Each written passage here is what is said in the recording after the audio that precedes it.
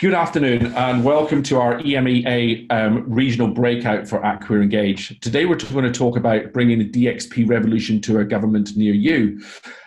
Before we do that, let's have some introductions. So my name is Craig Hanna. I'm the product manager for AQUA Site Studio. And with me today I have Julian. Julian, introduce yourself. Hi, I'm Julian Tedstone. I'm the Managing Director for Coherence. We're partnering with AQUA to bring you this offer. And today we have Darren with us. Darren, do you want to say hi? Hi, everyone. I'm Darren Coomber. I'm Production Director here at Coherence. Great. Thank you, guys. So I'm just going to stop our videos while we carry on. So today's agenda. So we're going to I'll briefly talk about the digital challenges for the public sector, and we're going to spend most of today, however, in a live demo situation. So actually showing you what we've built, and then talk about what that means, the AQUA, what we're calling the AQUA Public Sector Accelerator.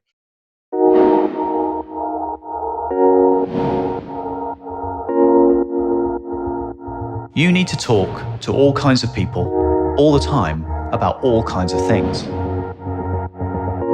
At the same time, you need to be delivering online services for your public. The government's design system gives you the building blocks, but every time you create a site, your devs need to do a whole bunch of stuff. Spin up the hosting, create the application, build the GDS, creating layouts for pages. All while your content designers wait. This takes your development resource away from what counts most, getting features and services to your public. Imagine instead a platform that gave you a hosting built for government, Drupal plus AQUA's proprietary developer tools to help you set up and manage your applications, and a design system built for UK government users, all out of the box. Welcome to the AQUA UK Government Accelerator, a GDS-compliant design system to get you started fast.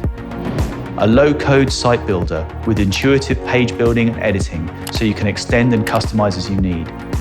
Drupal, the world's finest open-source enterprise CMS with AQUA's leading developer tools. All hosted on AQUA Cloud, the gold standard Drupal hosting solution for governments everywhere. For central government, for local government, for all public sector websites. Get ready to start building pages over and over again with total design fidelity and content freedom so you can focus on your users' content needs. Don't reinvent the wheel, let the wheel roll.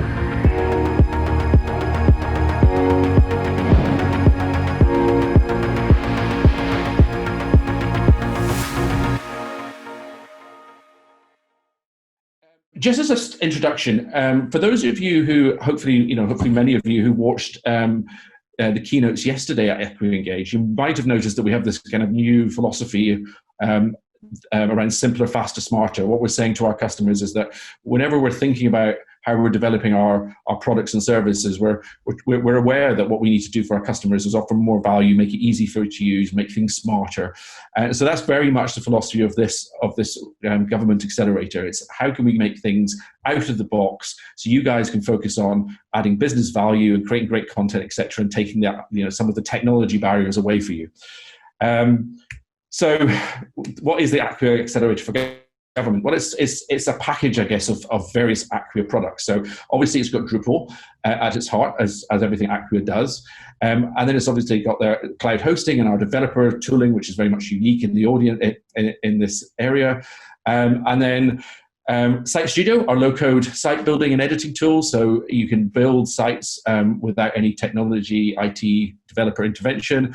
And then finally, we've also, and this is what we'll be focusing on a lot today, what we're calling the GDS design kit. So a fully compliant, out-of-the-box set of components, designs, templates, whatever you want to call them, that are built to be fully compliant with the government digital design systems, which that allows you to build faster, knowing that the governance is baked in.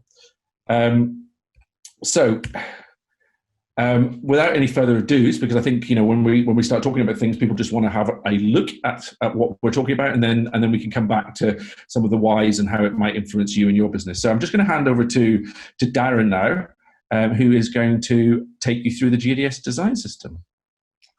Thank you, Craig. Okay, so if we just dive straight into the CMS, ball back. A minute, sorry, sharing wrong screen.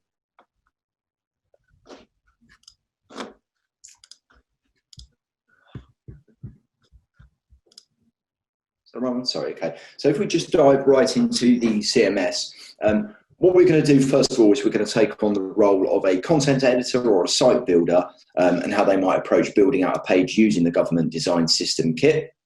And so you can see here we've got our featured grid, so to speak. So it's a sort of layout, a wireframe, if you will, that someone's provided us. You can see the kind of layouts we're trying to achieve and the content that they provided.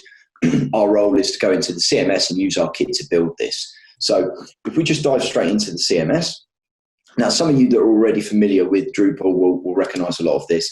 I suppose the crucial difference here is this drop zone where we're going to be dropping our actual components. And let's just start to create our page. I'm going to show you in real time, first of all, just how quickly we can start to build up our page using our components. So we've got our core components. These are our extended design system components, if you like. So the way to think about these are they're a series of components that we've built based on many of the patterns you'll see in the .gov.uk sites. They're pre-built for you. So really, as we say, talk about acceleration, they're there to help accelerate your build. I'll show you how some of these work and how easy it is to start laying out some of these sections. So if we just take a few to begin with, we can start laying them out in here. Okay, that's all I'm going to do first and foremost. And if we hit save, and we can see what our end result is. There you go. So we're going to start building out this first sort of gridded section, if you like. And you can see already that there's perhaps a few changes that we need to make. So we, as well as editing the components in the back end, we've got this front-end editing tool. So if I just click that, I can show you how we can start to edit these components. So we don't need the caption. Our heading we've got on here is quite simply featured. So we can replace that. We don't need our copy there either. And we just hit apply. And that gives us our featured text at the start. Now we can see in this is a much, much bigger image. So we need to probably change the layout a bit, and we need to put our sort of headline in for this article. So again, this time we're just going to jump into this component instead. And this time we want our media to be slightly larger. So let's make it a third. We can change our heading. Again, we don't need that caption. We have got a little bit of copy there, but just for now, rather than waste everyone's time writing that out, we'll just stick with our lorem ipsum.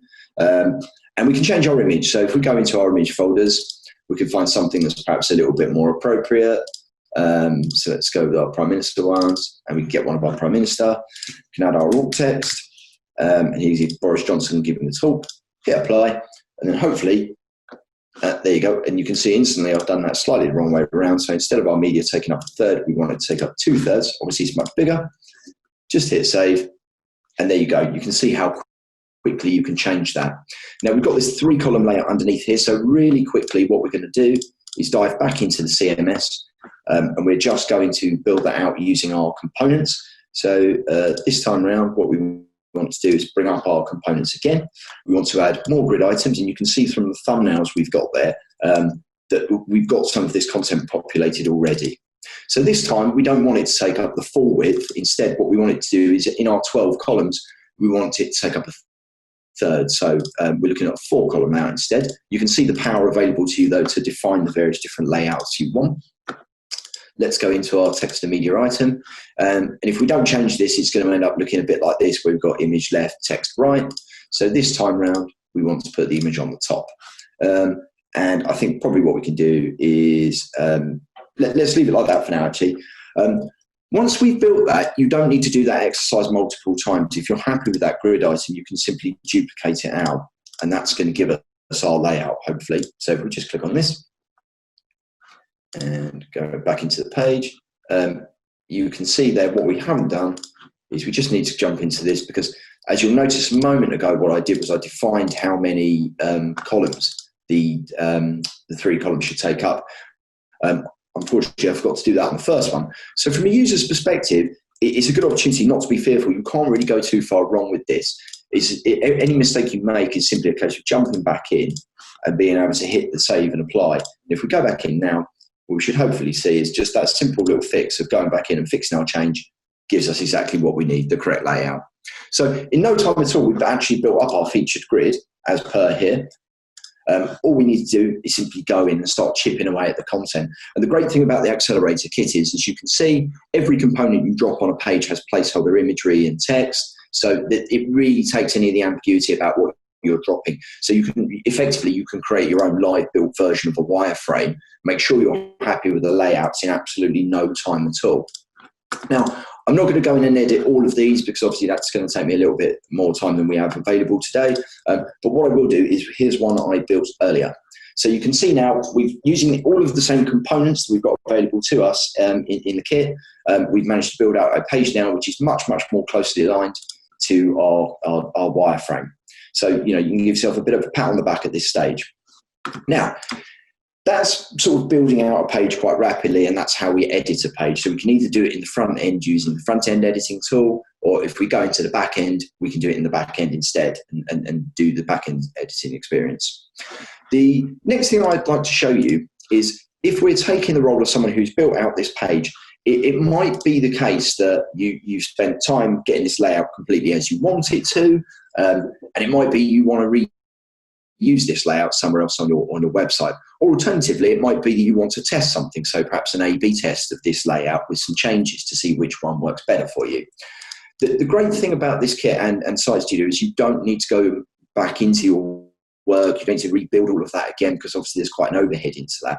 You can make use of something called savers. Now, quite simply, what savers do is they allow you to save out a component, a section, or an entire page layout if you're happy to do so, and reuse it elsewhere on the site. And that last part, saving out an entire page, is what we're going to do now. So into our grid layout, if we click on our options button here and click Save As, what we can do is, let's assume we are going to change our grid layout. We can call it Alternative Grid Layout. Save it as a helper, save it as a layout helper, hit Save, and then what you'll see is this panel will come up here, which is telling us the work's done. So at this point, we can just jump out of this page because we don't actually need it anymore. And we can just go and create a new page. So another basic page. Let's call this one Alternative Grid Layout again. And this time, instead of using our components, we are going to jump into our helpers. You'll see there's a number of helpers here. So alongside any that you might create yourself, such as this alternative grid layout that we've just created, what you also get out of the box is a series of these patterns built out for you. So if we scroll up and down, you can see that feature grid we've just built. You don't even need to build that from scratch. It ships as a helper as part of the actual kit.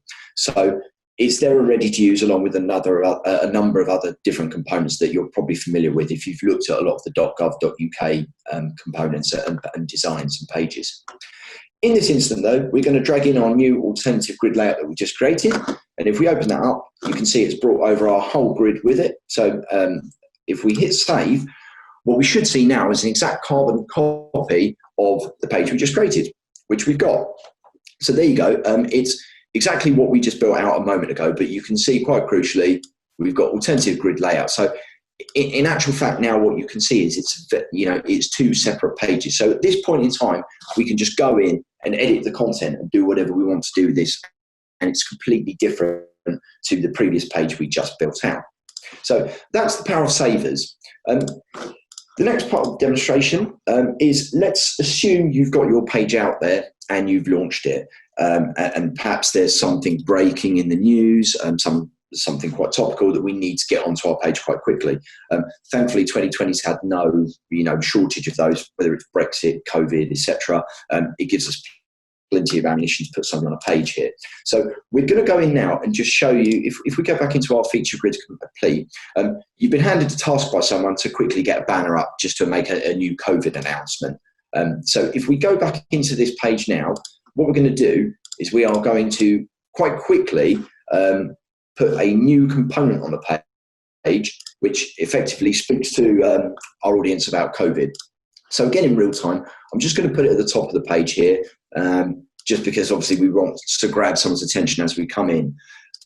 And this time I'm going to click at a couple of the other different features. So you can now see this is the back-end editing experience, it's the same as the front in terms of the form. You just can't actually see your changes in real time. But if we turn this background color to black now and foreground color to light, which in this case will be white, just because we want it to pop on the page a little bit more, we can go into our text and media. This time we can make our image a little bit smaller because actually I think the message is probably more important, and we can just push the image across to the right-hand side. We can say something like COVID-19 update, and we can say new, in fact, let's say new lockdown measures announced, sadly, of the times. And if we come down here, we can just change out the image for something a little bit more appropriate. So we can get rid of our placeholder image, and let's just think why I did this one. There you go. We can put in our alert banner image, and then let's just put in test for now to see how that works.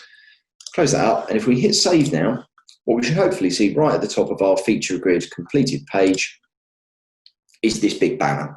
Okay, so at this point, this page is a published page, but let's assume we were working on this in draft. It's at this point now you could quite quickly put this around through your different workflow measures, and people who need to see it, get it checked off, and then it's all there ready to publish and ready to go. And you can see every single pattern we put on here. If I just pull my screen in, you can see it's all fully responsive and behaves in the same way that the actual government design system does. Okay, so we've covered off building a page using helpers, rapidly updating content.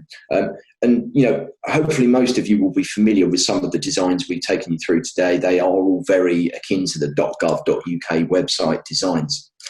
But alongside that, there's probably also a need to have, sorry, can we just pause it there? Sorry.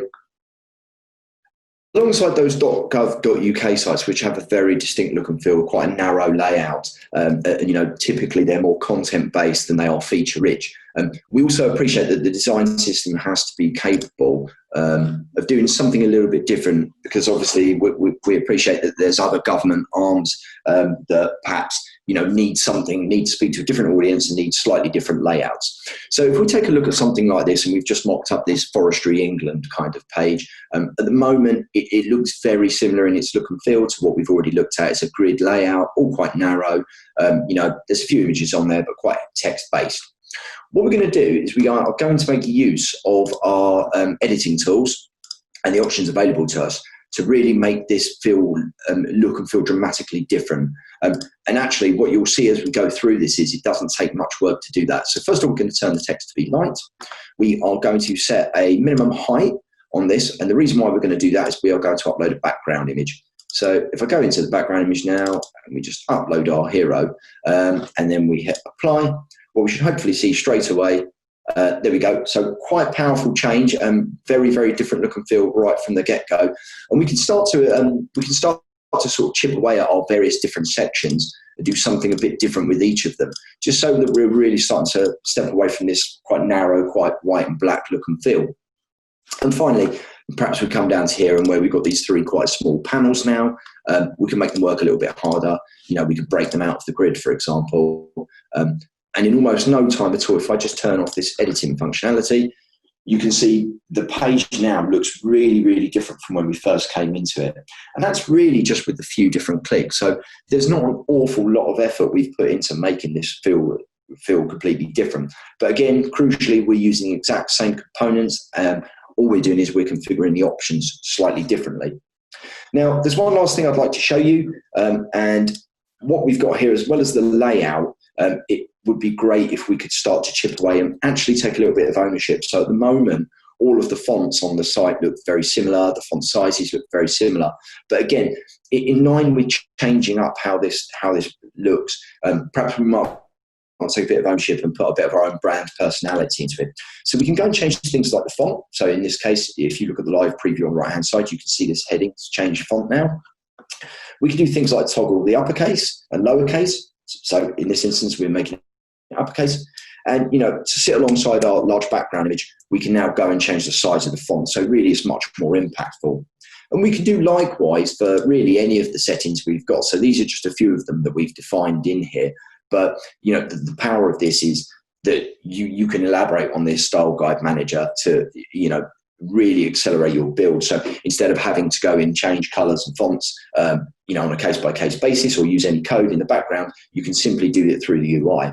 So as soon as this is saved out now, if we go back and we look at our content again, and let's just go back and take a quick look at our Forestry Commission page, you can see now we've got much bigger font, different font. We're not using this Helvetica that we had everywhere before.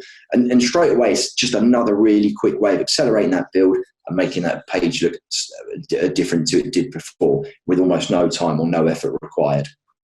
So that's the end of the demonstration on the actual government design system accelerator kit. I'm just going to pass back to Craig now, who's just going to take you through some of the other Site Studio benefits that we spoke about at the top of the session that are going to allow you to extend out your website build even further. Thank you, Darren. So just going to share my screen again, and then share. Thank you. So as Darren said, I'm just going to talk a little bit about Site Studio generally and make a few, I think, important points. So what Darren showed you there is what we're calling our GDS design kit, and that is built inside Site Studio. And all the things that, or most of the things that you saw Darren building come out of the box to accelerate it. But of course, no matter how big we make the out-of-the-box solution, you're always going to want to be able to extend it for your use cases. There's always unique challenges that each business, each use case has. And I think I want to make it clear that although you've got lots of stuff out of the box, you can quite easily, still using the low-code platform, extend as much as you want. I mean, one of the things that we're very keen to focus on with Site Studio is that it's enterprise ready. And what do we mean by enterprise ready? Well, not only is it extendable, obviously it has all the security that comes with Drupal. It's what we call it sort of open in terms of it integrates with our other products, et cetera, et cetera. So, and finally, before I just dive in, I just also wanted to make sure that it was clear that Site Studio isn't just about building your pages and your editing experiences. As Darren showed you, that was really very much the content building and editing experience. Site Studio is an end-to-end site builder. So as well as building those components, you can also build your templates, your menu systems, your views, etc. So just to quickly dive in here. So when you install Site Studio, you get this extra menu within your Drupal environment, which gives you access to a whole lot of different tools. So that includes things like building your components. So as Darren showed you the components being used, the same components, I'll just take this one here, the same interface that you saw Darren using from an editing perspective is also used for the site building tools, and that includes, for example, here the layout canvas. And this is a component which looks like this, 2 images, and this is described using the tools within Site Studio. And if I click on here, you'll now see that we've got elements available. And again, these are out of the box. They come with Site Studio, and they're essentially the building blocks of your website here. And I can just drag, like Darren did for the editing page building experience, I can just drag those if I want an extra image onto the page, and then double click on them to get my editing experience and settings, etc. And then down here, we have what we call our component form builder. Again, if I click on here, and we also have form fields. And so this is where we're building the editing experience and then stitching it up into the actual component layout above. And down at the bottom here, you'll see that you get a nice preview. So one of the great, most powerful things about Site Studio is the ability to create bespoke editing experiences for your requirements. As you saw before, some of those are out of the box and GDS compliant, but you can update and customize them as much as you want. And then just very quickly, you'll see here, that it's, the templates I talked about, so master templates, view templates, menu templates, all of the end-to-end theming of your site can be done. Again, if I look at the main navigation, for example, here, again, you'll see the layout canvas, so, familiar interface. And now, because it knows where I am in the system, you'll see I've now got menu elements, so I can create menus by dragging and dropping onto the page, et cetera, et cetera. We also have a style builder inside Site Studio, so I'm just going to show you that very quickly. So if I show a link button, we have a preview of the link button we're talking about here, and on your right hand side you've got all the CSS attributes which you can access any of them, including custom styles. here. And obviously you can change things. So for example, I could decide that I wanted a different color on a mobile device. And I wouldn't normally do this, but select bright pink. And if I go and preview that on a mobile device, you see that's now turned to pink. And likewise, things like your pseudo selectors, so hover before and after, all available. So full style builder is included inside Site Studio. And lastly, I just wanted to talk about how it's easy to use Site Studio assets, including the design kit, over and over again. So what we have is what we call import-export. And so essentially you can move anything that you've built from site to site. So we very much have a build once, use forever, everywhere kind of philosophy. So although you're seeing some of these tools about building, what you've got to remember is you only have to do these things once. As Darren says, that's, as Darren showed you with helpers, on the editing side, we've constantly got this kind of philosophy of trying to enable things to be reused. And likewise, there is helpers for styles, etc. as well. So that's about it. I just wanted to make sure that it was clear that it's an end-to-end site builder in low code, and that it's not just about the editing experience, as important as that is. So you can customize and extend as you need. Okay, so I'm just now going to go back to our presentation and go into presentation mode here. And I'm just going to hand you over now to Julian, who's just going to take you through, I guess, a little bit of the thinking of why do we go down this route, and what are the real business advantages to it over and above the fact that, yes, it's it's out of the box and it's a low-code tool, but there's a lot more to it. So, Julian, do you want to just take him through that? Yes, thank you. Thank you, Craig. So it's important, I think, to cycle back to what some of the initial principles are. What are we seeking to achieve here? What is the problem that we're trying to solve? And the key problem here is that governments need to speak to all kinds of people all the time about all kinds of things in a very, very granular way. And that means that the role of the content developer, the content producer within any kind of government, local government organization, is a very demanding one. And that publishing, that communication needs to happen in a very, very agile, lean, seamless way, as if that content developer was sitting across the table from the audience, talking directly with them. There needs to be that level of speed and intuitiveness in the technology. So the technology almost becomes invisible to the publishing process. So we've got this mission statement here, which is to enable government publishers to publish to a needs-driven schedule rather than a technology schedule. So, what does that mean? That means putting the content producer in charge of a system that is ultimately incredibly flexible, powerful, removes barriers, and allows them to talk directly with the public. Now, if we just go on to how the GDS helps us do this in its current state. Now, the GDS, the Government Design System, I think it's fair to say, is a world-leading piece of design. It's an astonishing system. It's really well thought out. There's a huge amount of helpful support material behind it, and it's got some really great core principles. We've cherry-picked a few of them here. They're not all of them, but we've cherry-picked a few. So start with the user needs. That means this is communication aimed at helping people do less, which means focus on the core activities that you are supposed to be focusing on. Don't bring bloat into the system. Work hard to make things simple and intuitive. So the complexity should be behind the scenes. It should be enabling. Iterate in your communication so that you learn how to speak better, how to communicate better, how to develop better content outcomes for the audience. Make sure it's accessible so it can reach the widest section of the community. And then the most important thing is we're building services here, not websites. We're building outcomes, things that help people, and that's really at the core of the GDS. The GDS philosophy. And then And if you look at the number of sites that are currently being driven by the GDS framework, we've got over 3,000 just on the gov.uk domain itself. And then there's a huge hinterland around that of sites that lean very, very heavily on the GDS. But there's something that needs to be done to the GDS to make it, to really bring it to life. And hopefully what we've been showing you today is, how do you activate this brilliant piece of thinking?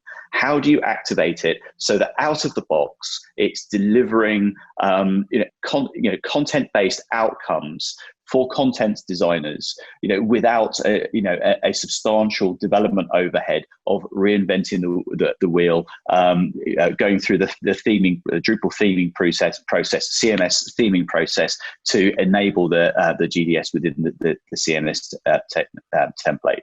So we really see this as a way of accelerating, a way of enabling. We see this as a way of baking in the really good principles so that the content publisher doesn't have to think about them. You shouldn't have to think over and over again, core accessibility, responsive behavior, search visibility, user experience, all of that should be baked in as far as is possibly possible. It should be baked into the system. So as a communicator, you're just focusing on your audience. Yeah. So thanks very much, Julian. I think that's I think that's very clear from Jules what your the benefits of it. And I think one of the ways I always like to think about it was that we're trying to empower people within the government organisation to do things they're best at. So we want content creators to be creating content, designers to design, and your IT and developers to be developing those services that Julian talked about. So how do you get started? Well, it's available now. It's Q4. We're just about to launch it publicly for all our customers. I think it's worth noting as well that it's the package that I talked about earlier on. The hosting, the dev tools, Site Studio, and the design kit. It's sold as a package, and we put it on G Cloud, and it's very competitively priced. And so do take a look at that if you want to go through G Cloud, or of course just talk to your AQUA account manager or partner manager if you want more details. Certainly, if you want access to a demo environment, or you want to talk to somebody about how does it might maybe fit to your requirements, then do just talk to us. So that's it from us today. Thank you very much for your time, and as you said, do fire off questions if you have them. Thank you.